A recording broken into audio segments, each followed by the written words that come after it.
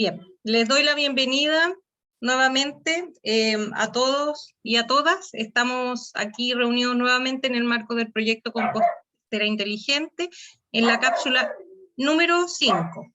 Ya nos va quedando poco. Entonces hoy día vamos a ver lo que tiene que ver con el ciclo del compostaje, el tiempo de duración, y algunos factores que pueden afectar el proceso y también cómo se calcula eso en la aplicación. Bien, entonces, vamos por acá. Ustedes ya saben, ¿cierto?, que en el proceso de compostaje hay varios factores que influyen, ¿verdad? Ya hemos ido recorriendo, ¿cierto?, todos esos factores a lo largo de las cápsulas que ya hemos hecho. Entonces, en la aplicación, ¿cierto?, cuando ustedes están creando una receta, cuando ustedes están creando una receta, ¿verdad?, y si esa receta es equilibrada, le aparece cuánto tiempo se va a demorar. Por ejemplo, esta es una que hice yo que me dice 58 días, ¿ya? Cuando la mezcla, por ejemplo, no tiene una relación carbono-nitrógeno adecuada, en este caso, este ejemplo es una alta en nitrógeno, también me va a decir cuántos días se va a demorar, y ustedes aprecian ahí que inmediatamente se salta de casi 2 meses, ¿cierto?, a más de 3 meses, ¿ya? Y eso un poco por lo que estuvimos hablando en las sesiones anteriores, de todo lo que puede influir el hecho de que la mezcla tenga un exceso de nitrógeno. Entonces, ¿cómo nosotros calculamos eso? Bien, eso se hizo a través de en el fondo la aplicación, ¿cierto?, tiene incorporada esta fórmula, que es una fórmula que está referenciada para modelar el proceso de compostaje. ¿Ya? No se me asusten porque se las voy a explicar. Entonces, voy a correr esto para acá. Y esto ya voy a tener que, lo mismo de siempre, no sé por qué me pasa.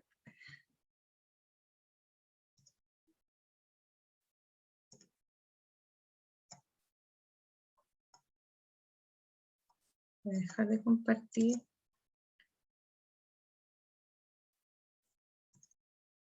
Siempre me pasa con ustedes, no sé por qué.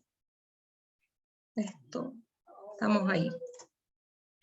Entonces, esa formulita, ¿ya?, donde MR significa la masa remanente o la masa que vamos a tener al final, ¿ya? MI es la masa inicial, que este valor nosotros lo conocemos, ¿verdad?, porque cuando ustedes incorporan, hacen una receta, se van colocando los gramos de cada residuo, ¿verdad? Entonces, en el fondo, este MI, masa inicial, es la sumatoria de todos esos gramos, ¿ya? También tenemos una tasa de descomposición, que es esa acá, ¿ya? Y el tiempo. Entonces, pero hay una relación acá entre MR y MI, que en la masa residual, y eso está documentado, lo que queda después de todo el proceso de compostaje, si es que se hizo en condiciones ideales, ¿verdad? Esta fórmula está pensada para condiciones ideales. La masa final o residual va a ser de 2/3 de la masa inicial. ¿Ok? Y también hay unas constantes, estas tasas de descomposición, que se han calculado empíricamente y que son estos valores que están acá.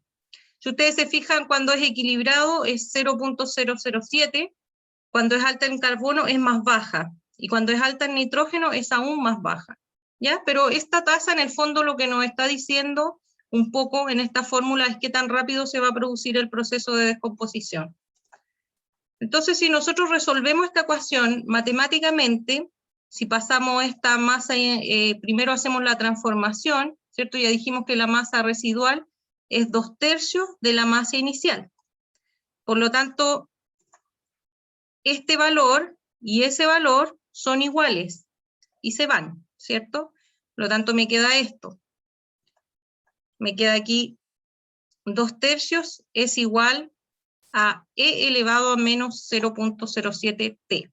Si a esto nosotros le aplicamos el logaritmo natural, ya aquí los profesores, si hay algún profesor de matemática, le parecerá conocido esto, aplicamos logaritmo natural en ambos lados de la ecuación, esto nos queda algo así, me queda logaritmo natural de 2/3, ¿cierto? Y por propiedad de logaritmo, este exponente baja, y aquí me queda por logaritmo natural de Euler. Este valor por propiedad de logaritmo también es igual a 1, ¿ya? Y este logaritmo natural de 2/3 es un valor numérico que uno lo pone ahí en la calculadora y da un valor, ¿verdad? Ese es el valor. Por lo tanto, ahí ya se puede despejar el tiempo. Entonces me queda que el tiempo va a ser igual, ¿cierto?, a menos 0,4055 dividido por la tasa de descomposición. Y eso me da el resultado de 58 días, que es lo que me da la aplicación. No sé si se alcanza a leer ahí abajito. En el fondo la aplicación, digamos, a nivel de programación, tiene esa fórmula incorporada. ¿Por qué yo les menciono esta fórmula? Probablemente muchos no la van a ocupar, pero tal vez en alumnos, por ejemplo, estoy pensando en tercero y cuarto medio, sería interesante que ellos conocieran esta fórmula y pudieran a lo mejor no solamente calcular el tiempo, sino que al revés, por ejemplo, comprobar que las tasas tengan esos valores.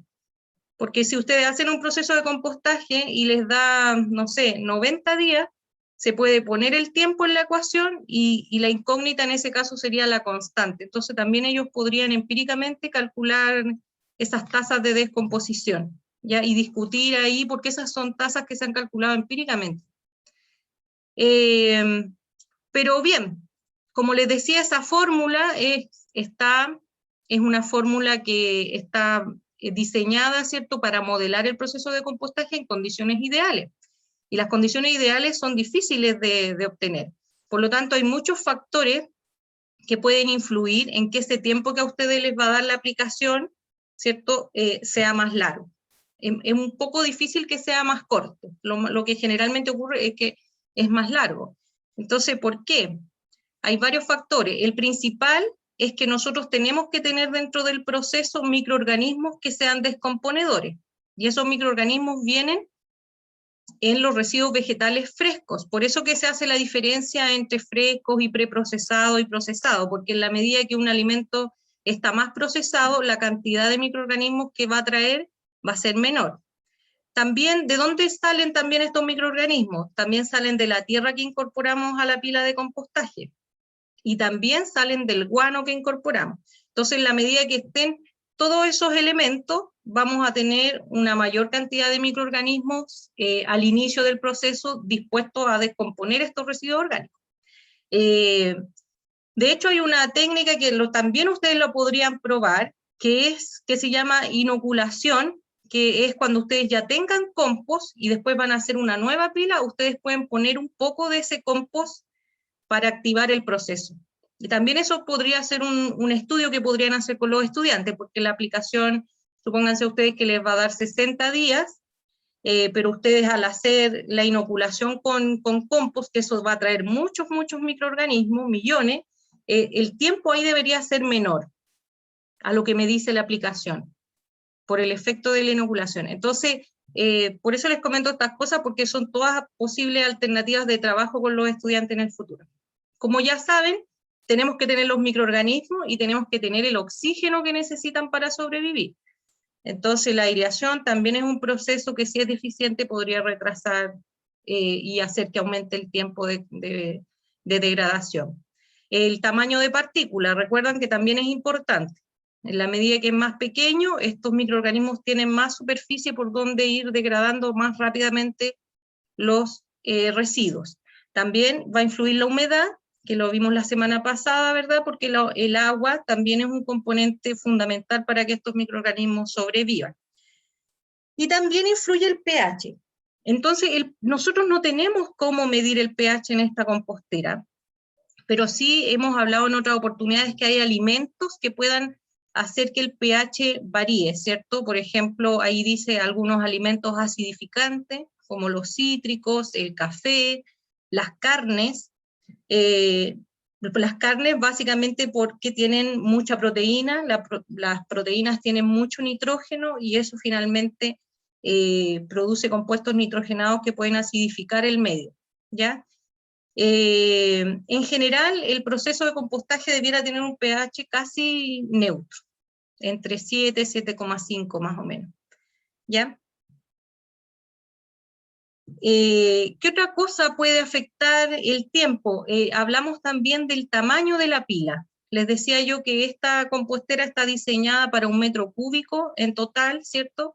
Y ahí me preguntaban en un momento qué pasaba si ponían un poco menos. Yo decía, bueno, al ser una pila más pequeña, la probabilidad de alcanzar las fases termófilas son más bajas, ¿ya? Porque en el fondo esa pila más chiquitita tiene más superficie expuesta y se va a ver afectada en ese caso por la temperatura externa y va a ser difícil que la pila concentre ese calor que proviene del metabolismo de los microorganismos, ¿cierto? Y se dispare la temperatura y alcancemos los 60, 70 grados que se desean.